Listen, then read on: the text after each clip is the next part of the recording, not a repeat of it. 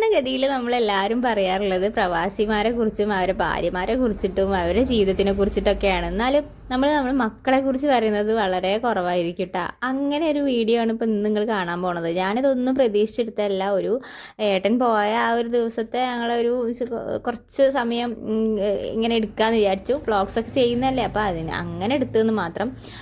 അങ്ങനെ എടുത്തപ്പോൾ മോനെ വിളിക്കാൻ പോയ പാട് എന്നെ കണ്ട പാട് നന്ദുട്ടൻ കരഞ്ഞിട്ട് അവിടുന്ന് കണ്ണൊക്കെ ഇങ്ങനെ നിറഞ്ഞു. കാരണം എന്നും അച്ഛനല്ലേ വിളിക്കാൻ വരുന്നത്, അപ്പോൾ അവന് ഭയങ്കര മിസ്സിങ്. ഇവിടെ എത്തിയ ഉടനെ ഇതാൾ കരയാൻ തുടങ്ങിയിട്ടുണ്ട് കേട്ടോ. നല്ല കരച്ചിലായിരുന്നു.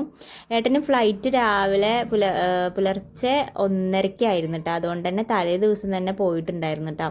അപ്പോൾ ഒരു ദിവസം ആ ഒരു ഡേ ഫുള്ള് ഞങ്ങൾക്ക് ഫസ്റ്റ് ഡേ ഏട്ടനില്ലാത്ത ആദ്യത്തെ ദിവസം ആണ് കേട്ടോ. അപ്പോൾ അതാ ചെക്കൻ ഭയങ്കര കരച്ചിലായിരുന്നു കേട്ടോ. ചായ കൊടുത്തപ്പോൾ ചായയും കടിയും കണ്ടപ്പോഴും കരച്ചിലായിരുന്നു. കാരണം അച്ഛനും മോനും കൂടി കുറേ തെണ്ടി നടന്ന് എവിടുന്നെങ്കിലുമൊക്കെ ചായ കുടിച്ചിട്ടൊക്കെയാണ് വരിക സ്കൂൾ വിട്ടിട്ടാ.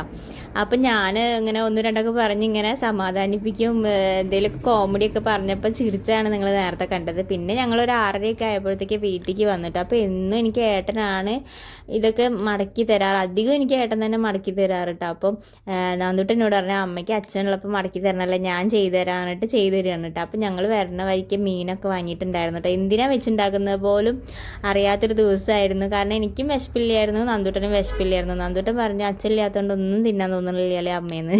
അപ്പോൾ ഇത്രയും മടക്കി വെച്ചിട്ടുണ്ട് കേട്ടോ. അങ്ങനെ പിന്നെ ഞങ്ങൾ ഫുഡ് കഴിച്ചിട്ട് പിന്നെ നന്ദുട്ടന് പഠിക്കാനുണ്ടായിരുന്നു. അപ്പോൾ അത് പഠിച്ചിട്ട് പിന്നെ കുറച്ച് നേരം TV ഒക്കെ കണ്ടു കഴിഞ്ഞപ്പോഴത്തേക്കും ഏട്ടൻ വിളിച്ചു. നമ്മളാരും ഒരിക്കലും ഉണ്ടായി കാണാനോ അല്ലെങ്കിൽ അങ്ങനെ ഒന്നും ആവണമെന്നോ ആഗ്രഹിക്കാത്ത കാര്യങ്ങളൊക്കെ ഞങ്ങളുടെ ലൈഫിലൂടെ പോയി. അത് കഴിഞ്ഞിട്ട് ഇപ്പോൾ ഏട്ടനും തിരിച്ചു പോയി. അപ്പോൾ ഭയങ്കര വിഷമമായിരുന്നു കേട്ടോ. ഈ ഒരു പോക്കെന്ന് പറയുമ്പോൾ നമ്മൾ സാധാരണ ഇത്രയും വർഷങ്ങൾക്ക് ഉണ്ടായിട്ടുള്ള പോലെയല്ല ഈ ഒരു ഏട്ടൻ്റെ പോക്ക് ഉണ്ടായത്. അപ്പോൾ അങ്ങനെ ഒരു വിഷമം ഉണ്ടായിരുന്നു. ഇനി നന്ദുട്ടൻ്റെ കാര്യം പറയുകയാണെങ്കിൽ ആ മനസ്സ് എത്രത്തോളം വേദനിക്കുന്നുണ്ടാവും എന്ന് എനിക്ക് മനസ്സിലാക്കാൻ പറ്റും. കാരണം എൻ്റെ ചെറുപ്പത്തിൽ എൻ്റെ അച്ഛനും ഇതേപോലെ ദുബായിലായിരുന്നു കേട്ടോ. അപ്പം മറ്റുള്ള അച്ഛന്മാരെയും മക്കളുടെ അവരുടെ ആ ഒരു ലൈഫൊക്കെ കാണുമ്പോൾ ഭയങ്കര സങ്കടമായിരുന്നു കേട്ടോ എനിക്ക്. അതേപോലെ തന്നെ